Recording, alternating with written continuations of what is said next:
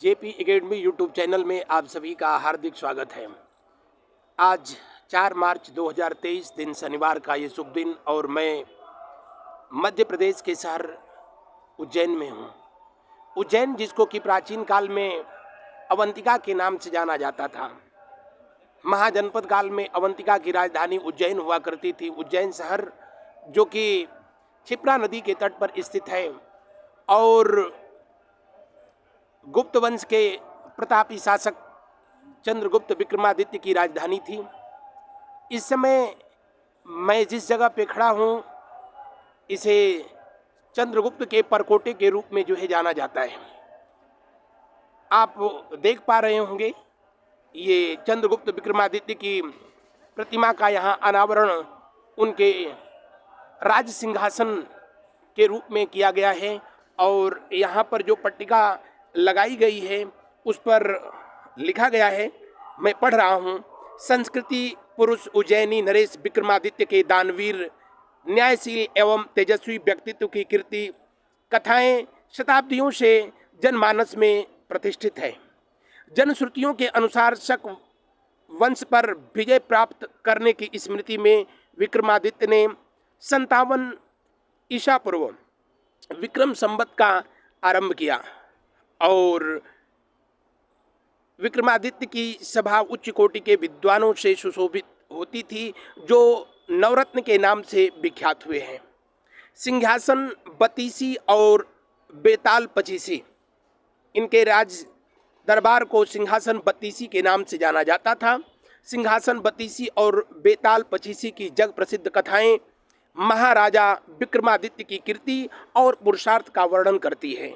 भारत में कई राजा हुए और कई राजाओं ने विक्रमादित्य को अपना आदर्श माना है और विक्रमादित्य की उपाधि को धारण किया है। भारत में वैसे कुल 14 विक्रमादित्य हुए हैं और जो अंतिम विक्रमादित्य थे जिनको हेमचंद्र के नाम से जाना जाता था, जो आगे चल कर के हेमू के नाम से विख्यात हुए और पानीपत की दूसरी लड़ाई में मारे गए थे।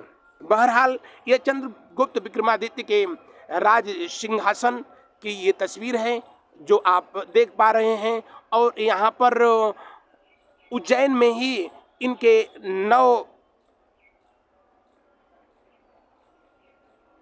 उज्जैन में ही चंद्रगुप्त विक्रमादित्य के 9 विद्वान इनकी सभा को सुशोभित करते थे, जिनमें सबसे पहले आपको यहाँ पर दिख रहे हैं वराह मिहिर जिनको खगोल शास्त्र का पितामह कहा जाता है और वराह मिहिर ने सबसे पहले बताया था कि पृथ्वी सूर्य का परिक्रमा करती है, न कि सूर्य पृथ्वी की परिक्रमा। वराह मिहिर चंद्रगुप्त विक्रमादित्य के दरबार में ही रहा करते थे और वैसे तो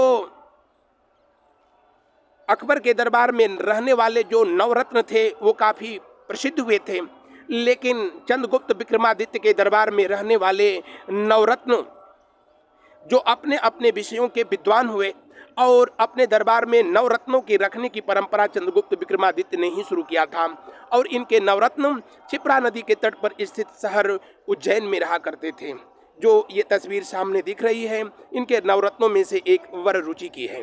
बढ़ते हैं आगे की तरफ और आपको बताते हैं कि ये अगली तस्वीर है चंद्रगुप्त विक्रमादित्य के नवरत्नों में से एक घटखर पर की, जो कि इनके दरबार को सुशोभित करते थे और प्राचीन काल में विद्वान लोगों को दरबारों में रखा जाता था, मंत्री का पद दिया जाता था। आज तो ऐसे ऐसे लोग मंत्री बन जाते हैं जो मंत्री शब्द ही नहीं लिख पाते हैं। ये हैं इनके दरबारियों में रहने वाले व्यक्ति छपड़क, जिनकी ये प्रतिमा लगाई गई है और ये भव्य इनका राज दरबार है।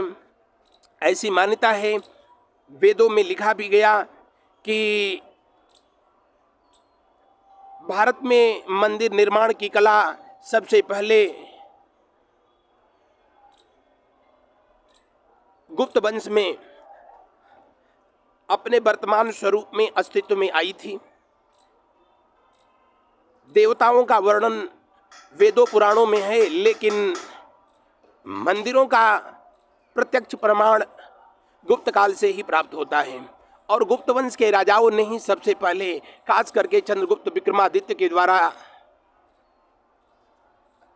मंदिरों का निर्माण शुरू कराया गया था। इनके दरबार में रहने वाले ये दूसरे नवरत्न और अपने समय के महान कवि कालिदास, जिनको कि भारत का शेक्सपियर कहा जाता है, वो कालिदास जिनके बारे में कहा जाता है कि जिस पेड़ की डाल पर बैठे थे उसी को काट रहे थे, लेकिन माँ की ऐसी कृपा हुई, काली की ऐसी कृपा हुई कि कालिदास अभिज्ञान शाकुंतलम, मेघदूत, रघुवंशम जैसी कालजयी पुस्तकों के रचनाकार हुए। और वर्तमान समय में इनकी कृति और प्रसिद्धि का प्रत्यक्ष प्रमाण उज्जैन में देखा जा सकता है। ये वो दरबार का नज़ारा आपको दिखा रहे हैं, जो कि कभी चंद्रगुप्त विक्रमादित्य के दरबारों में नवरत्नों के द्वारा सुशोभित किया जाता था। ये आयुर्वेद के प्रकांड महापुरुष धन्वंतरी, जिनका जन्म दिवस अब भारत में मनाया जाता भी है। आप लोग कमेंट करके बताएंगे कि भारत सरकार के द्वारा धन्वंतरी के जन्मदिन को किस रूप में मनाया जाता है। ये चंद्रगुप्त विक्रमादित्य के दरबार में रहने वाले थे शंकु, जबकि अपने समय के राजनीतिज्ञ अमर सिंह चंद्रगुप्त विक्रमादित्य के दरबार में ही रहा करते थे। जिस अमर सिंह की बात कर रहा हूँ, ये चंद्रगुप्त विक्रमादित्य के दरबार में रहते थे। इनका आप चित्र भी देख सकते हो। वो अमर सिंह नहीं जो मुलायम सिंह यादव के दरबार में रहते थे। ये अमर सिंह की मैं बात कर रहा हूँ जो चंद्रगुप्त विक्रमादित्य के दरबार में रहते थे। जबकि इनके नवे रत्न थे जो बेताल भट्ट के नाम से जाने जाते थे। आप देख सकते हैं बेताल भट्ट की कहानियाँ आज भी काफ़ी प्रासंगिक हैं।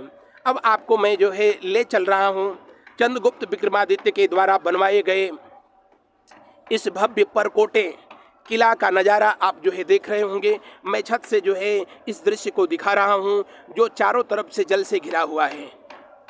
इतिहास में भी इस बात का प्रमाण मिलता है कि चंद्रगुप्त विक्रमादित्य का जो महल था वो चारों तरफ से जल से घिरा हुआ था, जो कि सुरक्षा के दृष्टिकोण से ऐसा बनाया गया था।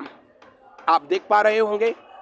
और उसी के बीचों बीच परकोटे पर उनका राजप्रसाद था, राजमहल था, जिसमें वो अपने नवरत्नों की सभा में सुशोभित होते थे और दरबारियों, न सिर्फ दरबारियों को बल्कि दरबार में आने वाले लोगों को उनकी समस्याओं का समाधान, निदान तथा न्याय दिया करते थे। तो ये है पावन शहर उज्जैन, जो कि क्षिप्रा नदी के तट पर स्थित है। मुझे आशा नहीं, विश्वास आज का ये मेरा भ्रमण न सिर्फ मेरे लिए बल्कि आपके ज्ञानार्जन के लिए भी काफ़ी लाभदायक सिद्ध होगा। मैं जिधर अभी बढ़ रहा हूँ ये प्रमुख द्वार है जिससे होकर के चंद्रगुप्त विक्रमादित्य के परकोटे में, उनके किले में, राज दरबार में प्रवेश किया जाता है।